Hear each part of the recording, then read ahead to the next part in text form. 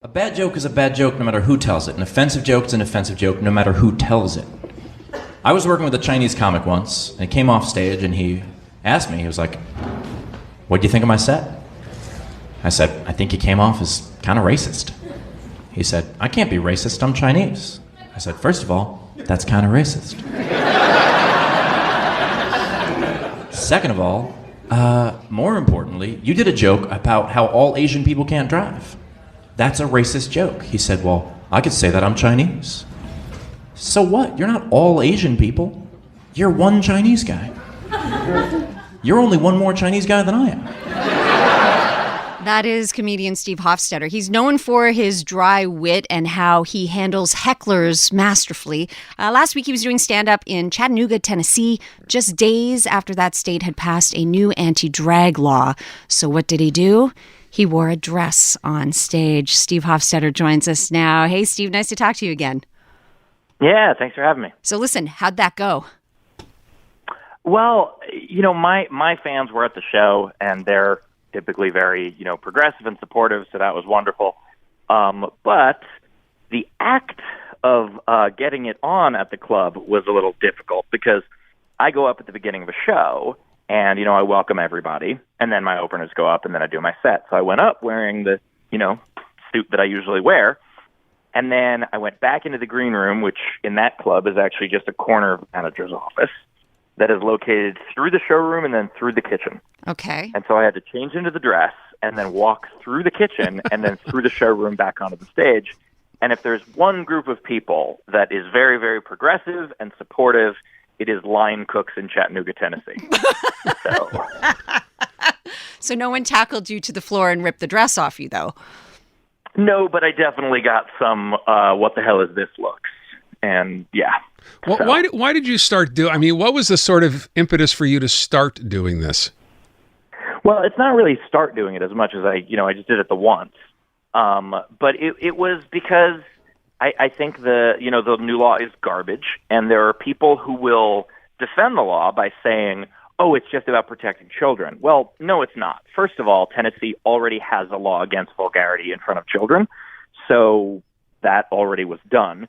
And second of all, the law's language is so broad that it encompasses all people who are quote-unquote male or female impersonators or who can be perceived as such, regardless of whether or not they're performing. Like the most of the law talks about, performing at over 18 clubs and things like that, and that's fine. But then it gets into or whatever the hell we want.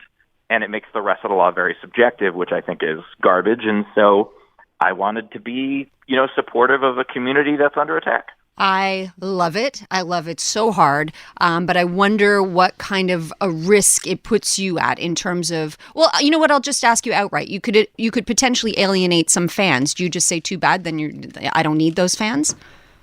Well, yeah. I mean, there's that phrase, the customer is always right.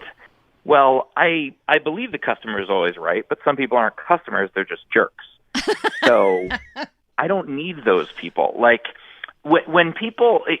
It's a bit ironic because my go-to answer when people, because, I'm very unapologetically progressive on stage and in my social media, and there will be people who will use that quote from Michael Jordan, "Oh, Republicans buy sneakers also."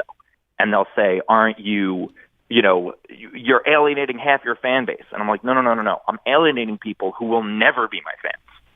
I'm alienating people who will not find me funny, and so who cares? And the analogy I always used was, do you go into a dress store and do you tell people you're alienating people who only wear pants? You don't, because you understand that some products are specialized.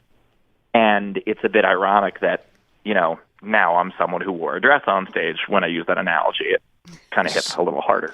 So you said one time when I asked you, when you started, as if, is this going to be a one-time or two-time thing, or do you plan to incorporate this into your act, or are we going to forget about this in a week from now? Well, I mean, I don't know if you'll forget about it, but I think that based on the comments I've received online, the marginalized communities that this was for are definitely not going to forget about this.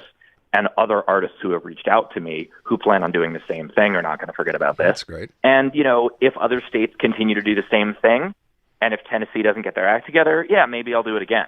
But it's not, I want to be clear that I'm not suddenly performing in a dress all the time. I've had producers of shows that feature drag performers reach out to me and say, "Oh, will you do it again on our stage?"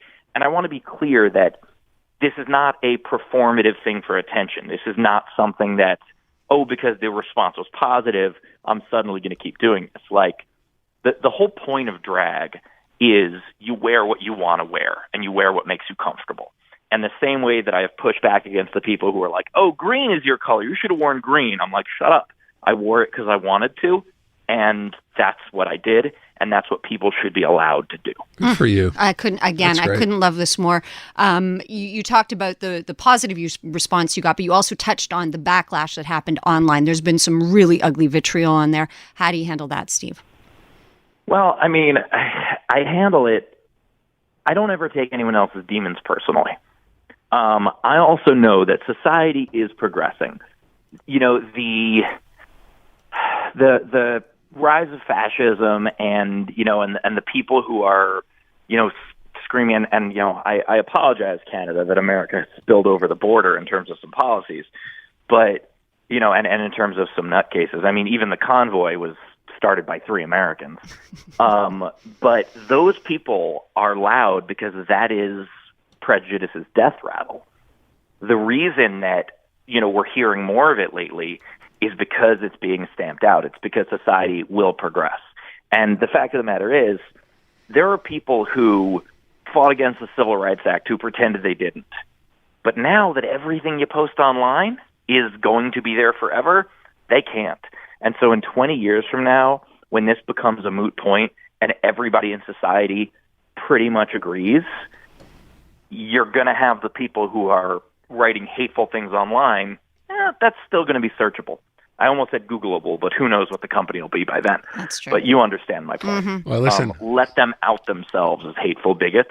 That'll be around forever, and that'll stick with them the rest of their life. I Hear, sure hope you're right. Whew. Steve Hofstetter, if people want to check you out online, Steve, where are they going?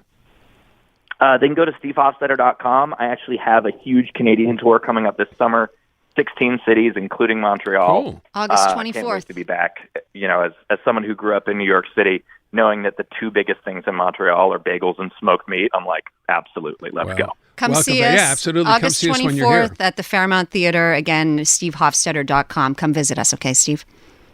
Absolutely. Thank you, Steve. Steve Hofstetter, if you want to check it out, that's Hoff like H-O-F and Stetter like Stetter.